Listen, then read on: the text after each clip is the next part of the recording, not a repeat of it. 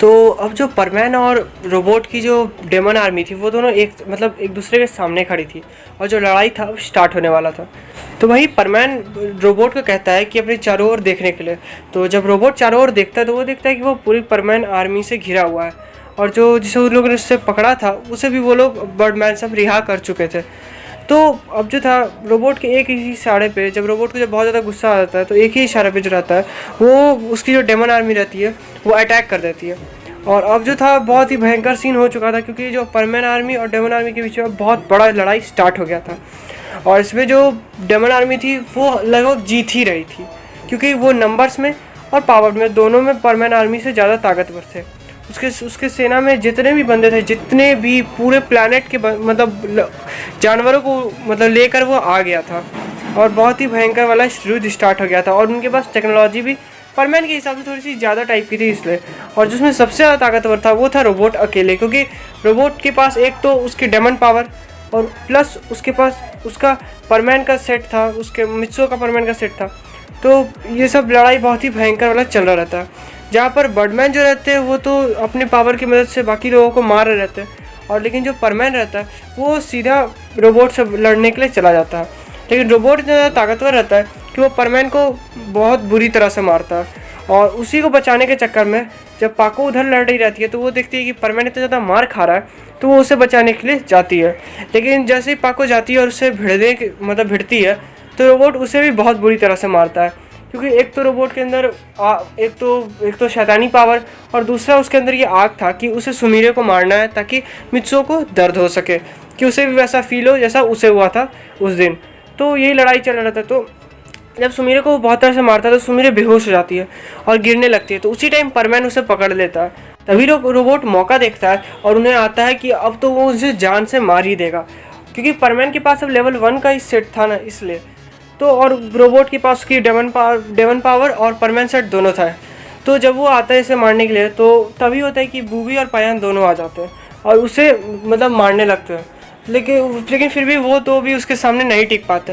लेकिन तभी मौका देख के जो परमैन रहता है वो सुमीरे को उठा के कहीं थोड़ा युद्ध से मतलब जहाँ लड़ाई हो रहा रहता है वहाँ से थोड़ा सा दूर जाके कहीं रख देता है, इसलिए उसे कुछ पता नहीं चलता है।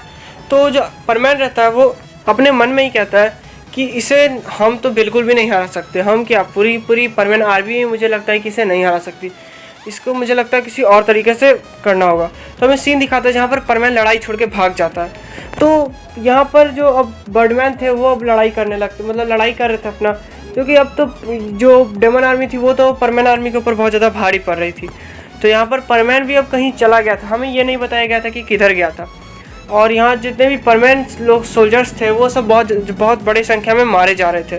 तो बर्डमैन क्या करते हैं, वो परमैन को खोजते कि परमैन के साथ वो कुछ प्लानिंग करके एट ए टाइम मतलब उनके ऊपर ये अटैक करेंगे। लेकिन जब बर्डमैन जो हर जगह नज़र घुमाते हैं तो देखते हैं कि वहाँ परमैन असल में है ही नहीं। तो उन्हें मतलब एक तो बहुत ज़्यादा अजीब टाइप का लगता है कि भाई परमैन किधर गया। तो एक दो जगह जाके भी देखते हैं लेकिन वहाँ परमैन उन्हें नहीं दिखता। तो वो मन में मतलब सोचने लगते हैं कि कहीं ऐसा तो नहीं कि परमैन भाग गया यहाँ से। तो तभी वहाँ उनको बूबी और पायान भी मिलते हैं लड़ते वक्त। तो वो जब उनसे पूछे तो वो लोग भी कहते हैं कि नहीं, हमने नहीं देखा, बस जब हम रोबोट से लड़ रहे थे वो तभी पीछे से चले गए थे। ये सुन के बर्डमैन को तो अब हल्का लग रहा था कि कहीं परमैन सब कुछ छोड़ के मतलब भाग तो नहीं गया। लेकिन तभी जो मतलब सीन दिखाता है जहाँ पर रोबोट जो रहता है वो बहुत ही बुरी तरह से लोग को मार रहा रहता है, बस एक ही नाम जप रहा रहता है कि कहाँ है सुमीरे, कहाँ है मित्सुओ, मतलब यही दो नाम जप रहा रहता है। वो कह रहा था कि वो कहता है कि मैं उन्हें मार के रहूँगा और फिर बेचारे परमैन सोल्जर्स को वो मारता रहता। तो होता ही है कि जो बर्डमैन रहते हैं तो वो कहते हैं कि हमें किसी तरह इसे ही मारना होगा, अगर इसे मार देंगे तो पूरी आर्मी पिछले बार की तरह बिखर जाएगी और वापस अपने ग्रह चली जाएगी। तो होता ही है कि जहाँ पर जो फिर हमें सुमीरे का सीन दिखाता है, जहाँ पर सुमीरे बेहोश जहाँ पड़ी हुई रहती है तो उसके सर के ऊपर थोड़ा सा पानी गिरता है। तो पानी गिरने के कारण उसका बेहोशी टूटता है और जब वो जैसे उठती है वो देखती है कि वो युद्ध से मतलब थोड़ा सा एक दीवार के पीछे ऐसे है। तो वो उठती है और देखती है कि पूरा एकदम लड़ाई हो रहा है। तो वो इधर उधर परमैन को देखती है लेकिन उसे परमैन कहीं नहीं मिलता। तो वो डायरेक्ट युद्ध में चली जाती है वापस लड़ने के लिए लड़ाई में। तो वहीं उसे बर्डमैन मिलते हैं। तो बर्डमैन कहते हैं, फिर से वही सवाल पूछते हैं, क्या तुमने परमैन को देखा? तो वो कहती है कि नहीं, मैंने नहीं देखा, असल में जब हम लड़ रहे थे तो मैं बेहोश हो गई थी और मतलब उस टाइम उसके बाद क्या हुआ मुझे नहीं पता। तो उसके बाद फिर होता ही है कि जो सुमीरे और जो बर्डमैन रहते हैं वो सब उससे भिड़ने लगता है।